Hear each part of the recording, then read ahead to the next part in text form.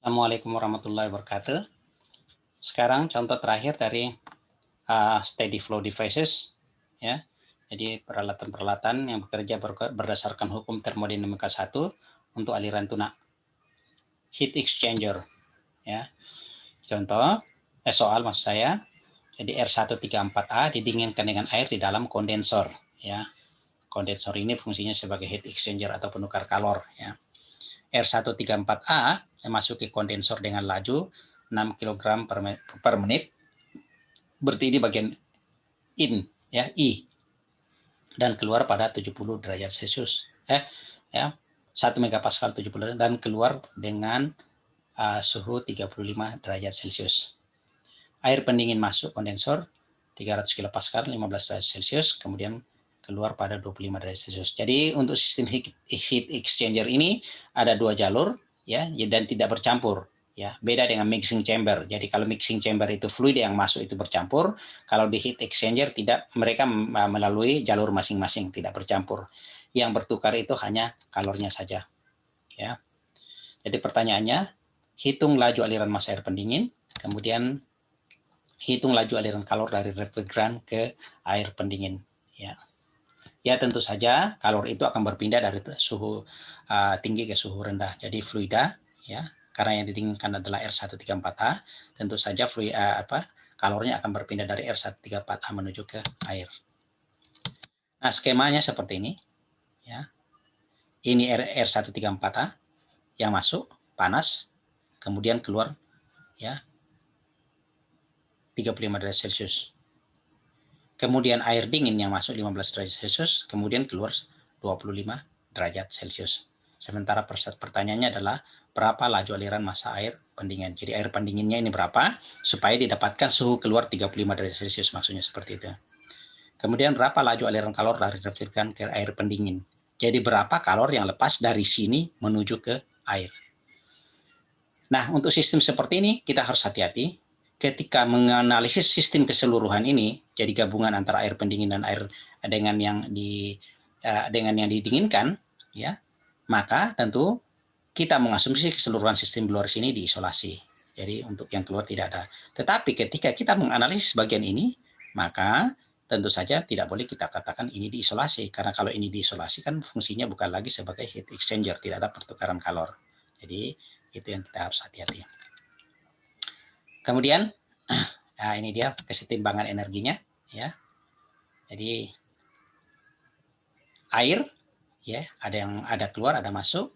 Refrigeran masuk keluar. Kenapa kita pakai seperti ini?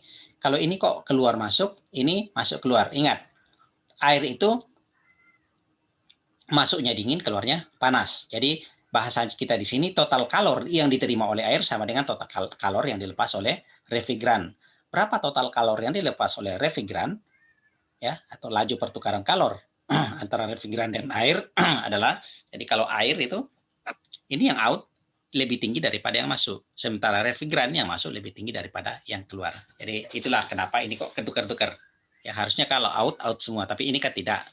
Jadi total yang diterima oleh air pendingin sama dengan total yang dilepaskan oleh refrigeran. Ya. Sekarang kita analisis satu-satu, ya, bagian air. Ini kan yang masuk tadi 300 ya. 300 kilopascal. Pada P sama dengan 300 kilopascal, temperatur jenuhnya kan 133,55 derajat Celcius. Nah, kita bandingkan tadi dengan suhu yang masuk yang hanya 15 derajat Celcius, maka berarti ini adalah kondisi compressed liquid. Ya, demikian pula yang keluar yang hanya 25 derajat Celcius, berarti yang masuk dan keluar sama-sama compressed liquid, ya. Nah, kemudian sekali lagi kalau compressed liquid dengan tekanan di bawah 25 bar atau 2,5 megapascal, maka sifat-sifatnya dievaluasi berdasarkan temperatur yang diberikan, ya. Dengan asumsi dia adalah saturated liquid. Jadi seperti ini pada 15 derajat Celcius hanya itu 62,98 kJ per kilogram. Dan ini Anda lihat di tabel berdasarkan temperatur 15 derajat Celcius pada kondisi saturated liquid atau HF-nya yang diambil, ya. Demikian pula ini pada T sama dengan 25 derajat Celcius, bagian keluarnya ini sama dengan HF-nya sama dengan 104,87 kJ per kilogram. Kemudian pada R134A ini harus hati-hati. Tadi ini air, sekarang ini tabel yang berbeda. Tabel R134A, tabelnya berbeda. ya. Nah, ketika 1 megapascal ya, yang masuk tadi ini ya, temperaturnya adalah 39, temperatur jenuhnya 39,39 derajat Celcius. Kemudian yang masuk kondensor ya, suhunya kan 70 derajat Celcius. Berarti kan T-sat-nya lebih kecil daripada ini, artinya kondisinya adalah superheated vapor ya.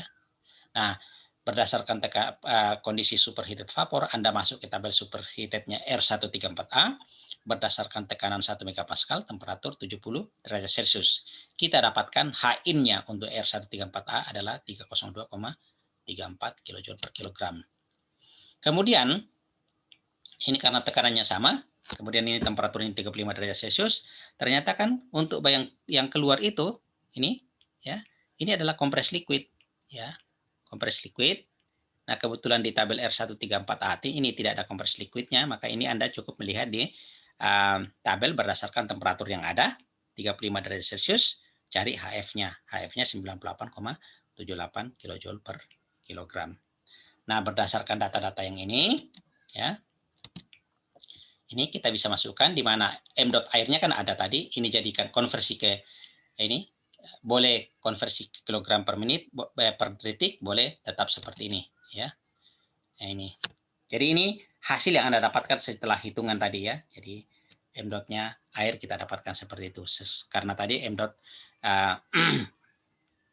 R134A-nya kita sudah dapatkan dari soal. Jadi saya ulangi, ini persamaannya ya, Anda masukkan M dot R-nya dari soal ada, H-in-nya untuk R134A ini, H-out-nya yang ini, kemudian air out-nya ini, in-nya ini, sehingga kita dapatkan M dot-nya air seperti yang ada di sebelah sini.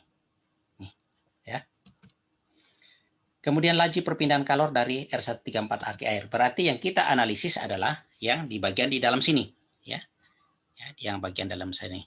Ingat, Q-nya ada, ya, jadi kemudian M dot yang masuk ada.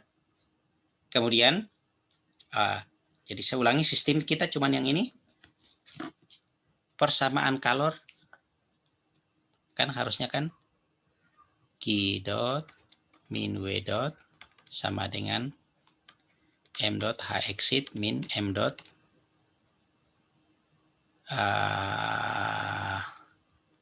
exit M dot inlet H inlet. Kebetulan inlet sama dengan exit, tentu saja kita cukup pakai M dot saja ya.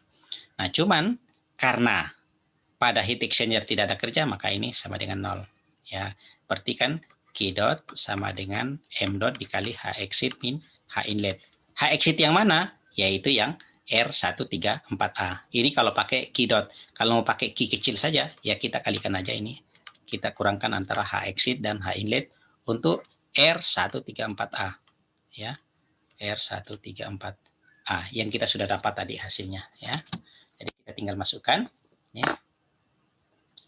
Boleh seperti ini, boleh seperti ini. Ya. Jadi kalau ini satuannya kilojoule per kilogram, ini satuannya kilojoule per detik atau kilowatt. Anda masukkan, ya, kita dapatkan hasilnya adalah min 20,356 kilowatt. Apa artinya minus 20? Artinya R134A ini kehilangan kalor. Kehilangan artinya dia diserahkan ke air. Ya, jadi itu adalah hasilnya.